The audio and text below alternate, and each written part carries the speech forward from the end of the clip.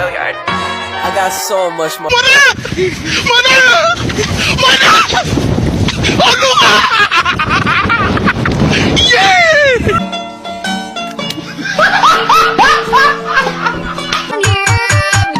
Are you ready, kids? Aye, Captain! I can't hear you. Aye, Captain! Oh! All singing low while I pop a bottle off of your chain swing. Assalamualaikum warahmatullahi wabarakatuh. Kami dari kelompok 4 akan mempresentasikan tentang perlawanan VOC terhadap Kesultanan Makassar dan Kesultanan Mataram.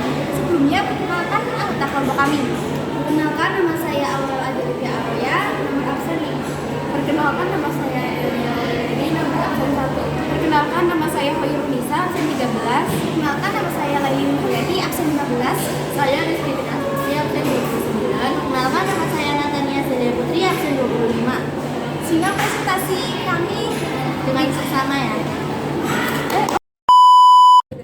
VOC atau Perimeter of Industry Company adalah sebuah perusahaan dagang yang memiliki sejarah penting dan berpengaruh besar dalam perekonomian dan politik di Belanda pada abad ke-17 dan ke-18.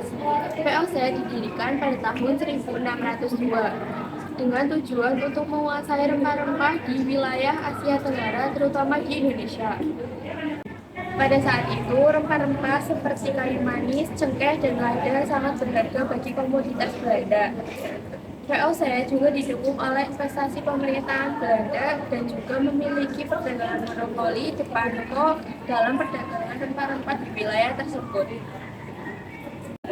Kita sudah melakukan pemberontakan terhadap VOC, termasuk pemberontakan Kesultanan Mataram yang dipimpin oleh Sultan Agung pada tahun 1628 sampai 1629 dan pemberontakan Kesultanan Makassar yang dipimpin oleh Sultan Hasanuddin dan putranya.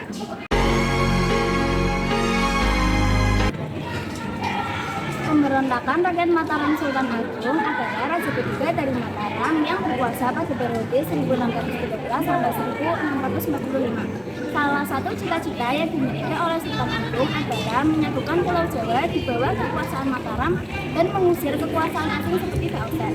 Serangan pertama yang dilakukan oleh Sultan Agung terhadap VOC dilaksanakan pada tanggal 22 Agustus tahun 1628.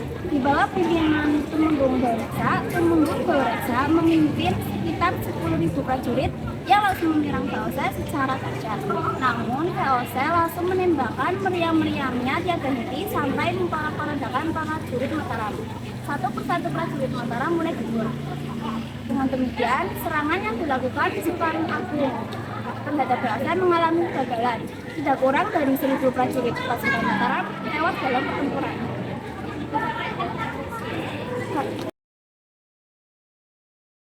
Serangan kedua, setelah gagal di serangan pertama, Sultan Agung melancarkan serangan kedua yang dipimpin oleh Kiai Adipati Juminah, Kiai Adipati Pugar, dan Kiai Adipati Puradaya pada tahun 1629. Persiapan prajurit Mataram pada serangan kedua kali ini terbilang jauh lebih matang, dengan kekuatan yang jauh lebih besar. Total ada 14.000 prajurit Mataram yang dikerahkan untuk melawan VOC. Prajurit-prajurit tersebut mendirikan lumbung-lumbung padi di daerah Cirebon dan Kota Tegal sebagai pembekalan saat mereka bertempur. Namun hal tersebut diketahui oleh VOC sehingga VOC membakar lumbung-lumbung padi tersebut yang mengakibatkan Mataram tidak memiliki persediaan makanan saat mereka bertempur. Kesimpulannya, Mataram kembali mengalami kegagalan di serangan kedua kali ini. Setelah Sultan Agung wafat pada tahun 1645, Mataram jatuh ke tangan VOC.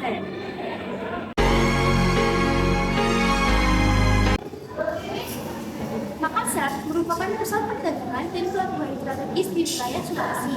Hal itu membuat fungsi dagang VOC milik Belanda ingin menguasai wilayah Sulawesi Selatan, terutama yang dikuasai Kerajaan Gorontalo.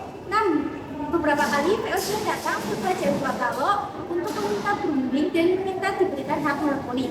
Namun, sejak era Sultan Malikus Said pada tahun 1639 sampai 1653 hingga Sultan Hasanuddin pada tahun 1653 sampai 1669, VOC tidak pernah diizinkan untuk melakukan aktivitas dagang di wilayah Makassar. POC kemudian melakukan rapat di Batavia pada tanggal 5 Oktober 1666 untuk membahas permasalahan tersebut. Rapat tersebut menghasilkan keputusan untuk sesegera mungkin menaklukkan kerajaan Kuatalo dan merebut Makassar. Selanjutnya ada pengaruh VOC terhadap Makassar. Setelah mendapat kesempatan berdagang dan mendapat pengaruh di Makassar, VOC mulai menunjukkan perilaku dan yang utamanya, yaitu mulai menunjukkan tuntutan terhadap Sultan Hasanuddin. Tuntutan VOC terhadap Makassar ditentang oleh Sultan Hasanuddin dalam bentuk perlawanan dan penolakan. Semua bentuk isi tuntutan yang diajukan VOC yang sangat ingin menguasai perdagangan di daerah Indonesia Timur.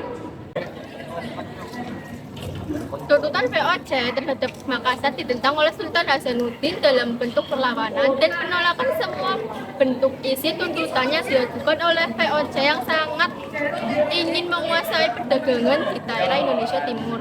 Oleh karena itu, VOC terus berusaha untuk mencari jalan untuk menghancurkan Makassar sehingga terjadilah beberapa pertempuran antara rakyat Makassar dan VOC. Pertempuran antara VOC dengan Makassar. Pertemuan pertama terjadi pada tahun 1633 dan pertemuan yang kedua terjadi pada tahun 1654. Kedua upaya yang dilakukan VOC tersebut mengalami kegagalan karena para pelaut Makassar memberikan perlawanan sengit terhadap kompeni. Pertempuran yang ketiga terjadi pada tahun 1665 sampai 1667 dalam bentuk perang besar dan adanya politika adu domba. Ketika VOC menyerbu Makassar, pasukan VOC dibantu oleh sekutunya yaitu Raja Bone atau Arupalaka yang merupakan musuh terbesar dari Sultan Hasanuddin dan pasukan Yangsher dari Ambon. Angkatan Laut VOC yang dipimpin oleh Sudirman menyerang pelabuhan Makassar dari laut, sedangkan pasukan Arupalaka mendarat di Kuantan dan berhasil mendorong suku Bugis untuk melakukan perlawanan atau pemberontakan terhadap Sultan Hasanuddin dan melakukan penyerangan ke Makassar.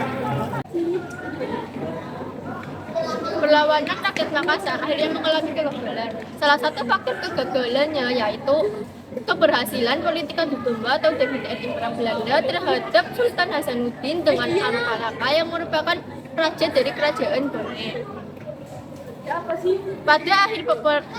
Di akhir peperangan, Sultan Hasanuddin dipaksa menandatangani perjanjian Bongaya pada tahun 1667 yang isinya sangat merugikan rakyat Makassar. Sekian presentasi dari kelompok kami. Wassalamualaikum warahmatullahi wabarakatuh.